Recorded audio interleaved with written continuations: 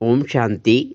आज के बाबा के मुरली के महावाक्य है, मीठे बच्चे प्रश्नों में मुझना छोड़ मना मना भव रहो। बाप और वर्ष को याद करो, पवित्र बनो और बनाओ। आज की मुरली का प्रश्न है, शिव बाबा तुम बच्चों से अपनी पूजा नहीं करवा सकते क्यों?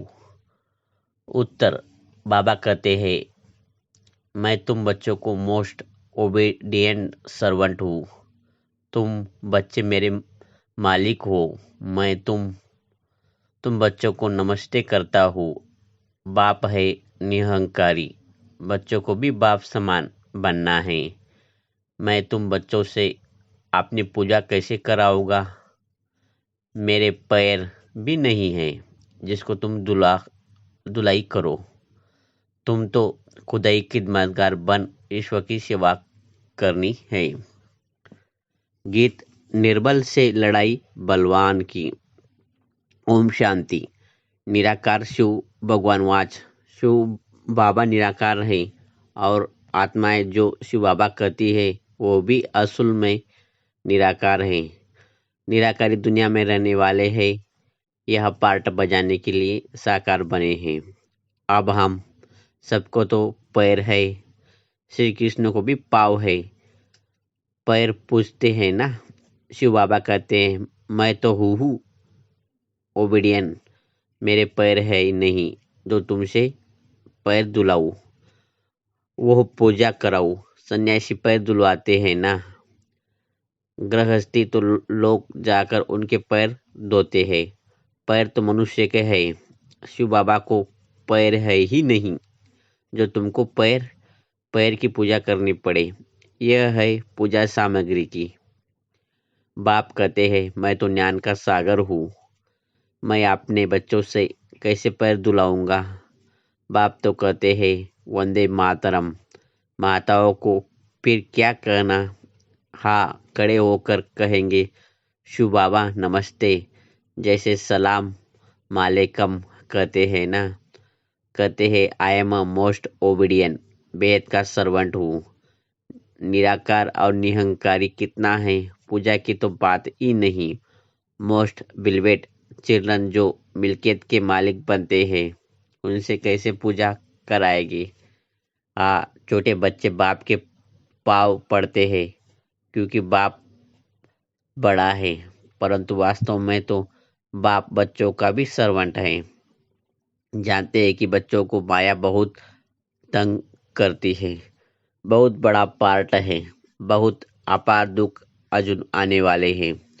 यह सारी बेहद की बात है, तभी बेहद का बाप आते हैं। बाप कहते हैं दाता मैं एक ही हूँ, अन्य किसी को भी दाता नहीं कर सकते। बाप से सब मांगते हैं, साधु लोग भी मुक्ति मांगते हैं। भारत के गृहस्थी लोग भगवान से जीवन मुक्ति मांगते हैं, तो दाता एक हो गया, गाया भी हुआ है सर्व का सदगति दाता एक, जो साधु लोग आदि हुआ है। सर्व का सदगति दाता ही एक है। साधु लोग जब खुद ही साधना करते हैं तो औरों को भी गति सदगति कैसे दे सकते हैं? मुक्ति और जीवन मुक्ति दोनों का प्रोपोराइटर एक ही बाप है। वह अपने समय पर आते हैं एक ही बार, और सभी जन्म मरण में आते रहते हैं।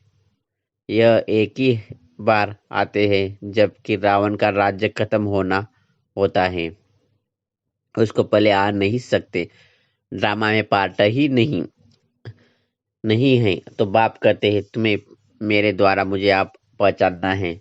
मनुष्य नहीं जानते तो सर्वव्यापी कह दिया है।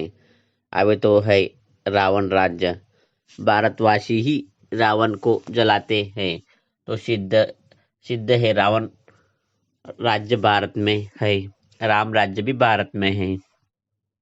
ये बातें राम राज्य स्थापन करने वाला ही समझाते हैं। कैसे आप रावण राज्य, ये कौन समझाते हैं? निराकार शिव भगवान वाच, आत्मा को शिव नहीं कहेंगे, आत्मा है सब शालिग्राम। शिव एक को ही कहा जाता है, शालिग्राम तो अनेक होते हैं। यह है रुद्र ज्ञान यज्ञ। वो ब्राह्मण लोग जो यज्ञ रचते हैं उसमें एक बड़ा शिवलिंग और छोटे छोटे शालिग्राम बनाकर पूजा करते हैं। दिव्यों की आदि की पूजा तो वर्ष वर्ष होती है। यह तो रोज मिट्टी की बनाते हैं और पूजा करते हैं। रुद्र का बड़ा मान होता है। शालिग्राम कौन है वो तो जानते नहीं। तुम शिव शक्ति सेना पतित को पावन बनाती हो। शिव की पूजा तो होती ही है। शालिग्राम कहा जाए तो बहुत मनुष्य रुद्र यज्ञ रच शालिग्रामों की पूजा करते हैं। शिव बाबा के साथ बच्चों ने भी मेहनत की है। शिव बाबा के मददगार है। उनको कहा जाता है खुदाई खिदमतगार। खुद निराकार भी जरूर कोई शरीर में आएंगे ना। स्वर्ग में तो खिदमत की दरकार नहीं। शिव बाबा कहते हैं देखो यह मेरे खिदमतगार बच्चे नंबरवार तो है ना। सबकी पूजा तो कर न सके। यज्ञ भी भारत में ही होते हैं। ये राज बाप ही समझाते हैं। ब्राह्मण लोग वहाँ सेठ लोग थोड़े ही जानते हैं। वास्तव में यह है रुद्र ज्ञान यज्ञ। बच्चे पवित्र बन भारत को स्वर्ग बनाते हैं। यह बड़ी हॉस्पिटल जहाँ योग द्वारा हम एवर हेल्दी बनते हैं। बाप कहते हैं मुझे याद करो। देह अहंकार पहला नंबर विकार है जो योग तोड़ता है। बौड़े कॉन्शियस होते हो, बाप को भूलते हो, तभी फिर और विकार आ जाते हैं। यह योग निरंतर लगना बड़ी मेहनत है। मनुष्य श्री कृष्ण को भगवान समझ उनकी पूजा करते हैं, परंतु वह पतित पावन तो है ही नहीं जो उनके पैर पूजे जाए। शिव तो है ही बेगर पाव। वह तो आकर माताओं को सर्वंट बनते हैं और कहते हैं बाप और स्वर्ग को याद करो, फिर तुम योगी जन्म राज्य करेंगे। योगी पीढ़ी गाई हुई है और धर्मों में नहीं गाई जाती। किसी भी धर्म वाले को योगी जन्म स्वर्ग की बादशाही नहीं मिलती। यह भी ड्रामा बना हुआ है। देवता धर्म वाले जो और धर्मों में मिक्स हो गए वो फिर निकल आएंगे। स्वर्ग के सुख तो अपरंपार है। नई दुनिया नए मकान में अच्छा सुख होता है। थोड़ा पुराना होने में कुछ न कुछ दाग हो जाते हैं, फिर रिपेयर किया जाता है। तो जैसे बाप की महिमा अपरंपार है वैसे स्वर्ग की महिमा भी अपरंपार है। जिसका मालिक बनाने का तुम पुरुषार्थ कर रहे हो और कोई भी स्वर्ग का मालिक बन न सके। तुम बच्चे जानते हो विनाश की सीन बड़ी दर्दनाक है। उनके पहले बाप से वर्षा ले लेना चाहिए। बाप कहते हैं आप मेरे बनो, अर्थात ईश्वरी गोद लो। शिव बाबा बड़ा है ना, तो तुमको प्राप्ति बहुत बहुत है। स्वर्ग के सुख अपरंपार है। नाम सुनाते ही मुख पानी हो जाता है। कहते भी फलाना स्वर्ग पधारा, स्वर्ग प्यारा लगता है ना। यह तो है ही नर्क। जब सतयुग न हो तब तक स्वर्ग कोई जा ना सके। बाप समझाते हैं ये जगदम्बा जाकर फिर स्वर्ग की महारानी लक्ष्मी नारायण बनती हैं। फिर बच्चे भी नंबरवार बनते हैं। मम्मा तब जास्ती पुरुषार्थ करते हैं। राम राज्य तो वह बच्चे भी करेंगे ना। सिर्फ लक्ष्मी नारायण तो नहीं करेंगे। तो बाप आकर मनुष्य से देवता बनाते हैं, पढ़ाते हैं। अगर कहते हैं श्री कृष्ण बनाते हैं, फिर स्वर्ग को तो ले गए। द्वापार में तो देवता होते ही नहीं। सन्यासी कह न सके कि हम स्वर्ग जाने के लिए रास्ता बताते हैं। उसके लिए तो भगवान चाहिए। कहते हैं मुक्ति और जीवन मुक्ति के द्वार कलयुग के अंत में खुलेंगे। यह है रुद्र ज्ञान यज्ञ। मैं हूँ शिव, रुद्र, और यह है शालिग्राम। यह सब शरीरधारी है। मैंने शरीर का लोन लिया हुआ है। यह सब ब्राह्मण है। ब्राह्मण बगैर यह ज्ञान यज्ञ ज्ञान कोई में होता नहीं, शूद्र में भी नहीं है। सतयुग में देवी देवताएं तो पारस बुद्धि थे, जो आप बाप ही आप बनाते हैं। सन्यासी किसको पारस बुद्धि बना न सके, भले खुद पवित्र है फिर भी बीमार हो पड़ते हैं। स्वर्ग में कभी बीमारी नहीं पड़ेगी, वहां तो अपार सुख है। इसलिए बाप कहते हैं पुरुषार्थ करो, रेस होती है ना। यह है रुद्रमाला में पिरोने की रेस। हम आत्मा को दौड़ लगानी है योग की। जितना योग लगाएंगे तो समझेंगे यह टीका दौड़ रहा है। उनके विकर्म विनाश होते जाएंगे। तुम उठते बैठते चलते फिरते याद पर हो। बुद्धि योग की यह बहुत अच्छी यात्रा है। तुमको कहते हो ऐसे स्वर्ग के अपार सुख पाने के लिए पवित्र क्यों नहीं रहेंगे? हमको माया हिला नहीं सकती। प्रतिज्ञा करनी होती है। अंतिम जन्म मरना तो है ही, तो क्यों नहीं बाप से वर्षा लेवे? कितने बाबा के बच्चे हैं, प्रजापिता है, तो जरूर नहीं रचना रचते हैं। नहीं रचना होती है ब्राह्मण की। ब्राह्मण है रूहानी सोशल वर्कर। देवताओं तो प्रारब्ध भोगते हैं। तुम भारत की सर्विस करते हो, इसीलिए तुम ही स्वर्ग के मालिक बनते हो। भारत की सर्विस करने में सबकी सर्विस हो जाती है। तो यज्ञ यज्ञ है रुद्र ज्ञान यज्ञ। शिव को कहा जाता है, न कि श्री कृष्ण को। श्री कृष्ण तो सतयुग का प्रिंस, वह यज्ञ आदि होगे नहीं। अभी है रावण राज्य, यह खलास होना है, फिर कभी रावण बनेंगे नहीं। बापी आकर इन जंजीरों से छुड़ाते हैं। इस ब्रह्मा को भी जंजीरों से छुड़ाया है ना। शास्त्र पढ़ाते पढ़ाते क्या हालत हुई है। तो बाप कहते हैं आप मुझे याद करो। बाप को याद करने की हिम्मत है नहीं। पवित्र रहते नहीं, फालतू प्रश्न पूछते रहते हैं।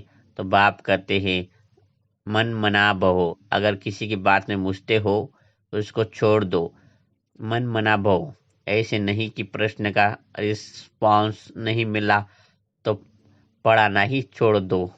कहते हैं भगवान तो रिस्पॉन्स क्यों नहीं देते?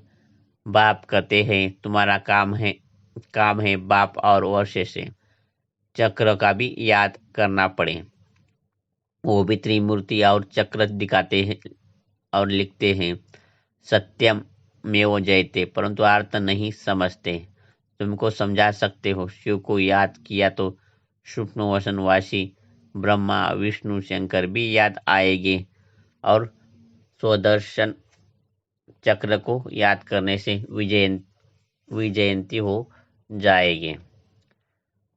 जयते माना माया पर जीत पहनेंगे। कितनी समझ की बात है। यह कायदे है। अंशों की सभा में बगुले बैठ न सके। बीके जो स्वर्ग के परी बनाती हैं, उन पर रिस्पॉन्सिबिलिटी है। पहले जब कोई आते हैं तो उनसे हमेशा यह पूछो आत्मा के बाप को जानते हो? प्रश्नों से पूछते हैं तो जरूर जानते होगे।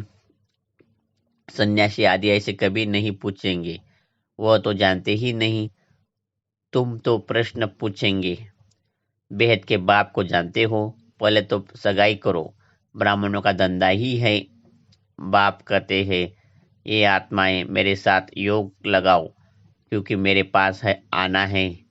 सतयुगी देवी देवताएं बहुत काल से अलग रहे, तो पहले पहले यज्ञ में भी उनकी ही महिमा मिलेंगी।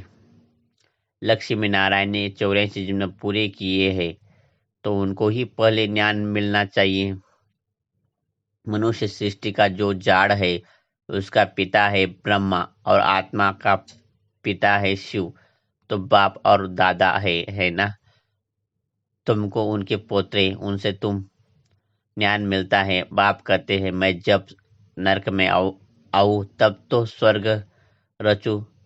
शिव भगवान वाच लक्ष्मी नारायण त्रिकालदर्शी नहीं है, उनको ये रचयिता और रचना का ज्ञान है ही नहीं, तो परंपरा कैसे चले।